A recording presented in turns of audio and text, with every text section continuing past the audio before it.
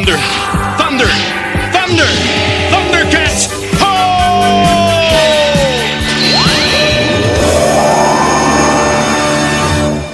Welcome, Thundercats fans, to another episode of Thundercats Reviews, brought to you by the Radical Retro Rewind podcast. As always, I am your host, Radical Ryan Hunter, and I am joined by everyone's favorite brother, David, and we are tackling yet another Thundercats episode, David. Yes. I'm dubbing this episode, I'm calling it the Nutcracker Biatch. It should have been a bizarre Christmas special. I think, though, if there's any Christmas equivalent to Thundercats, this would be the episode. There's a celebration from the Berbils. We get a lot of snow. We get sleighs. We get Russia. We get the Crystal Queen. Tatara, as I'm calling her, steak tartare. The names. This is the Crystal Queen. The original air date is October 9th of 1985. Season 1, episode 23, David. Thank you, as always, to the Thundercats Wikipedia for the trivia and synopsis that we sometimes use when we forget what we just saw.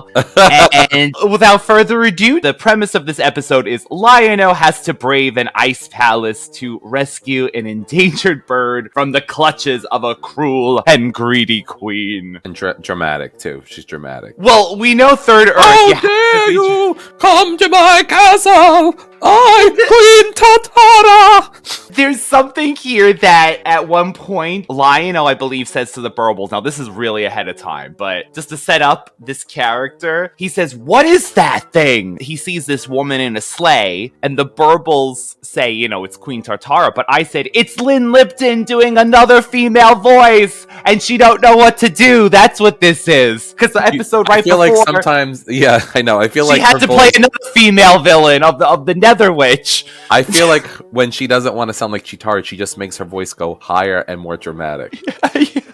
She does. What is that thing, Roper Bill? Oh, it's Queen Tatara again.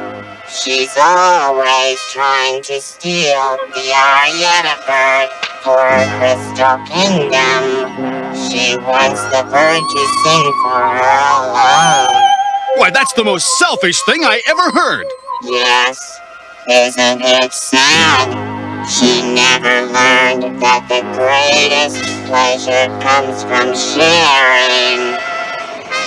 So we start off, David, while driving through the forest on the Thundertake, Lion-O and Panthro see a glowing object streaking through the night sky. They try to keep pace with it, but the tank stops abruptly. Upon inspection, Panthro finds that the Thundrillium module in the tank ran down, even though Snarf was supposed to recharge it. And then Panthro heads off to Cat's Lair to fetch a spare module, leaving Lion-O to guard the tank. But David, okay, so starting off this thing, this episode really wants to focus on Snarf being old? Yeah, I have in my notes, they were talking about Snarf having dementia or Alzheimer's disease. Oh, right, like out of nowhere in their Christmas episode.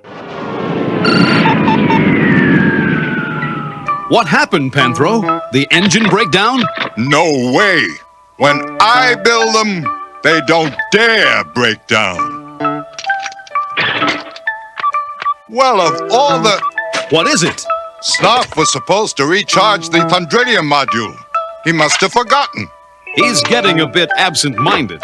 Well, he's not getting any younger. Snarf getting old. I never thought of that. We'll just have to cut down on his responsibilities.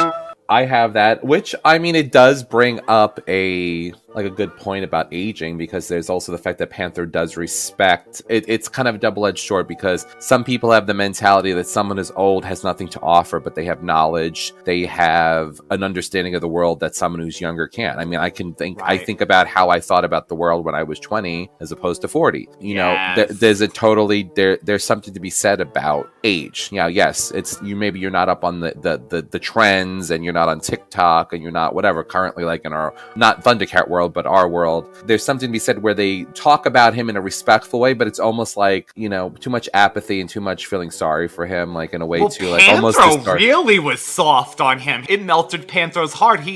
Panthers sometimes can get excited. He was just like, he was about to get excited, and then he was like, oh no, it's okay. Oh yeah. Snarf is adorable to all of them. They can't even say no. He's their cat. Well, he's everything. He's the cat's cat. He also messed up food. He was cooking food. Well, that was so funny too. So they're waiting for Lion-O and Panther to come home. Snarf is famously saying, I made a meal, a beautiful meal, because even though he's getting older, Snarf is still their slave, evidently, because he's still cooking, cleaning, doing dishes, vacuuming. This is a funny part, though. He tries the food, right? Because he's saying he didn't highly season the food, and he tries it, and he says, nothing's wrong with it. And then he goes in the kitchen, and he's like, oh God, he spits out. And then I love it. At one point, it looks like they cut back, and Chitara is just holding her head. Because I think she's probably like, well, what did we do? Do we eat it? Maybe if I run really fast and throw it out and run back, he won't notice. I'll say I ate it. What's the use of my slaving over a hot stove all day when nobody shows up to eat? I'm sure there's a good reason why Lion-O and Panthro are late, Snarf. Whoa. Now what's the matter? Nothing. A bit too highly, seasoned for me, I'm afraid. Huh? Yeah, let me taste that. Delicious. There isn't anything wrong with it.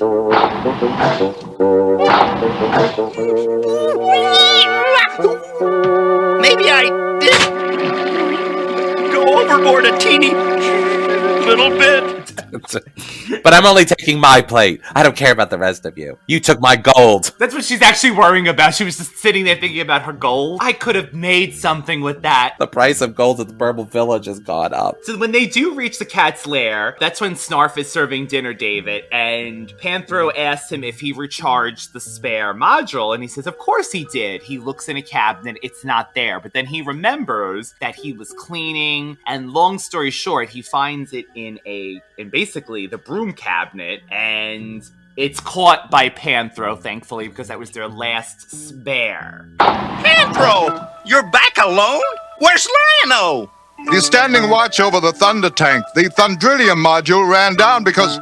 well, it's nothing to worry about. Did you re-energize the spare module, Snarf? Yeah, of course. I know my duties. It's right here in the...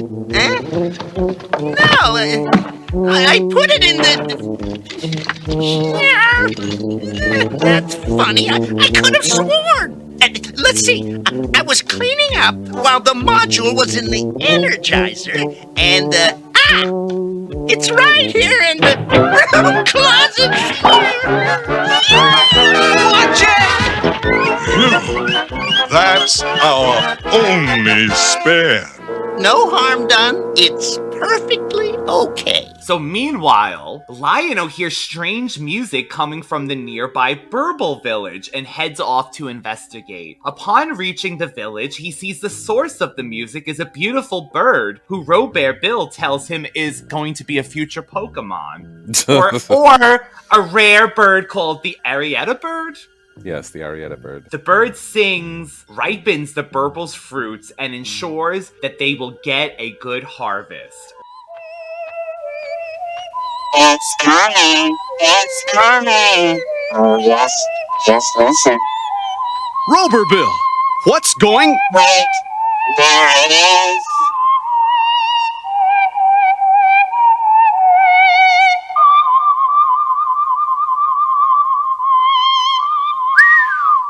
It's magnificent. What is it?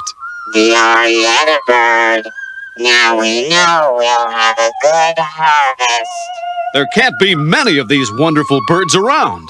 No, they're very scarce.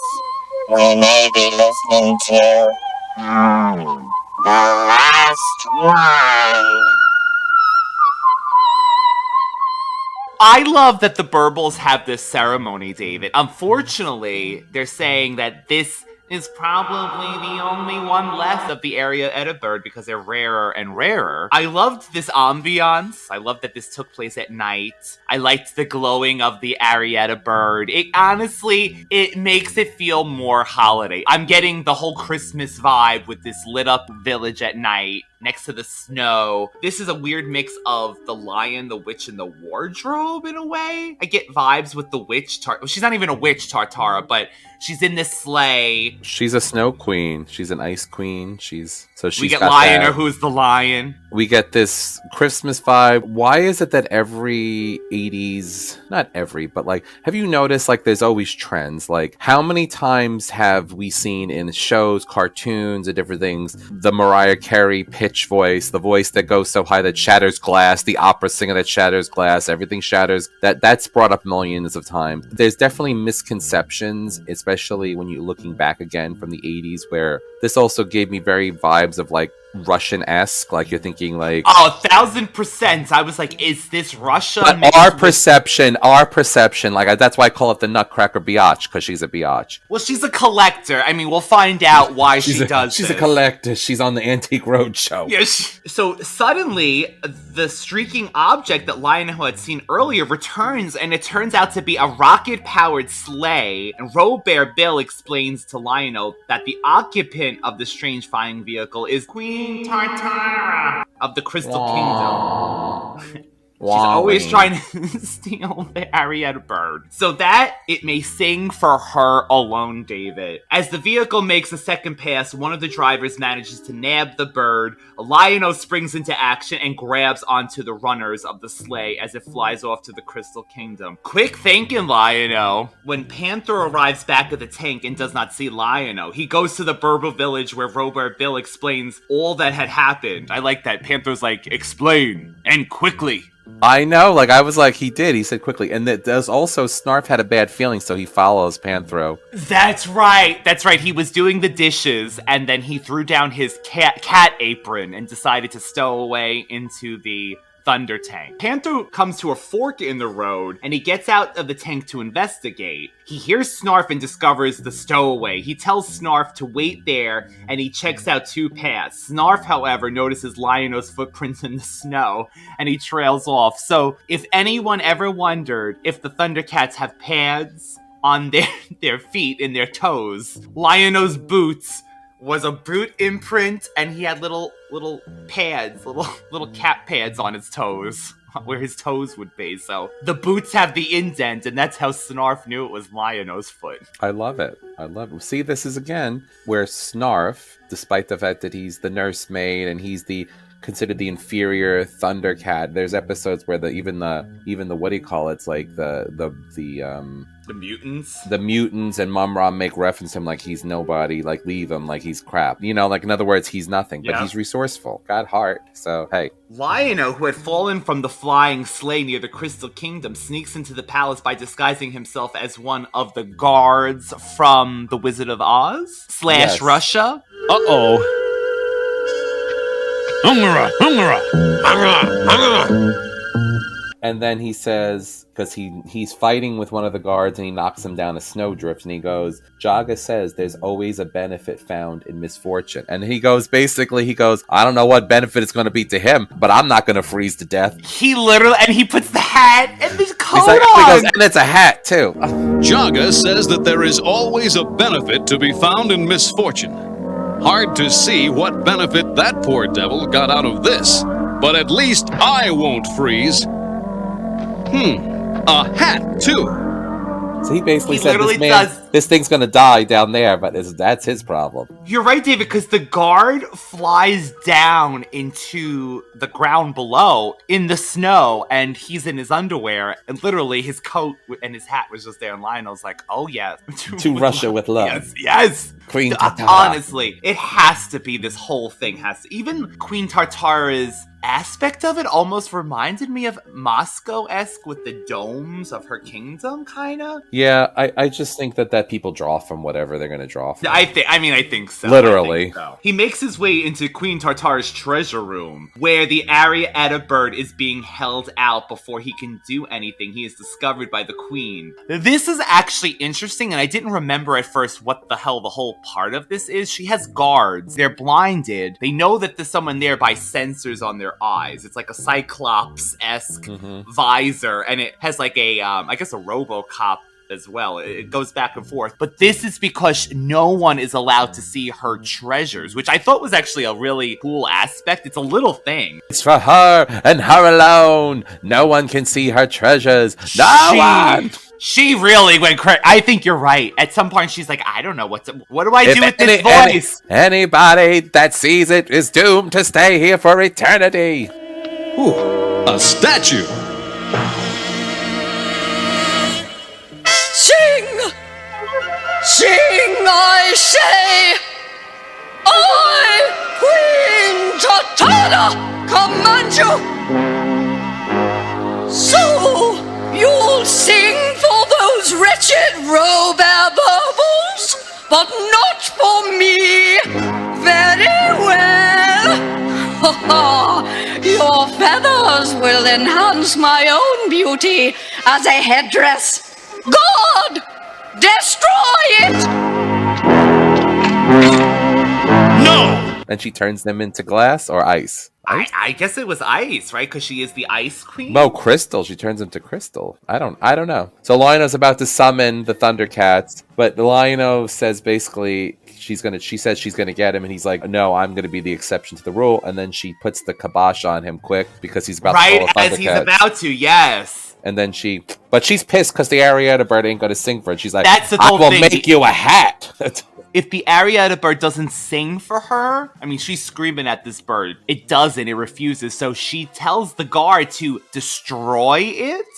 And it was going to make a beautiful hat for her. Wow, okay. So Lion-Oh is locked up in the thing, but we see that he's alive because his eyes can blink inside the ice. Oh, thank God. So in the meantime, oh my God, David, the woman I wrote, she was screaming, sing!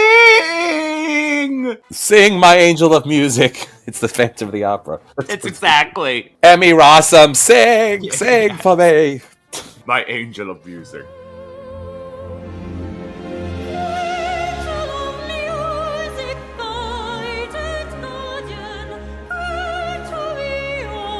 Sing, I say!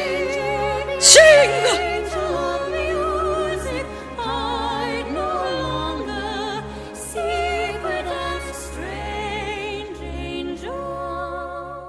The queen encases him in a giant crystal. Snarf follows Lion-Oh's footsteps all the way to the Crystal Kingdom, and then burrows under the wall. He surfaces in the treasure room and uses the Arietta bird's high-pitched voice to break the crystal encasing Lion-Oh. That's amazing because Snarf's like looking at the bird and you can sing, right? And he's like, don't try to impress me. Go higher. He's like, don't try to impress, try to win me over. That's what he says. It's like snarky. Don't try to win me over. He's like, I don't care if you have a beautiful song. What can you do for me?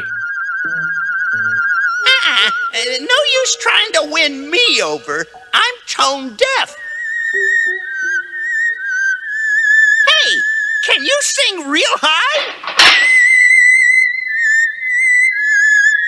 Okay, you're on. Give it your best shot.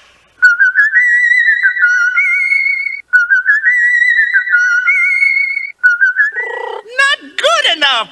Those top notes gotta go through the roof. I wrote down something. Snarf has an animal connection. Yeah, obviously, they're all animals, but Snarf talks to spiders and bats and random other things. He has some sort of a connection where I've never seen the other Thundercats actually vocally speak to other animals other than like, oh, nice dog or whatever. Not like he's got the Chewbacca Han Solo thing that he could talk in English to the animals and they understand him, but he can understand. I was going to say he has the She-Ra, hear me, creatures. The telepathy. Birds. Let me put my hands. Let me make a Illuminati symbol on my head. Birds. Hear my call. Your help is needed. Birds, we need your help. need your help. Please come and bring your friends. Come, birds, help us. She even talks to birds. I mean, come on. As David always says, everything is a weapon, and Snarf tries to break the glass before the bird does it with Scepter, right? a scepter, yes, that was in the treasure room. So he does try that first, but he is trying to get this bird to sing, and he's like, you're gonna have to go higher. And he's like, higher! He's demanding she sing. He's like, listen, Ariana Grande, I need Mariah. That's right, you're giving I need me Mariah. this? I need Mariah emotions. He finally gets that to happen, and we cut to Queen Tartara in her bed, and she's singing! The Ariana bird is singing! The Arietta bird! Oh, it's singing!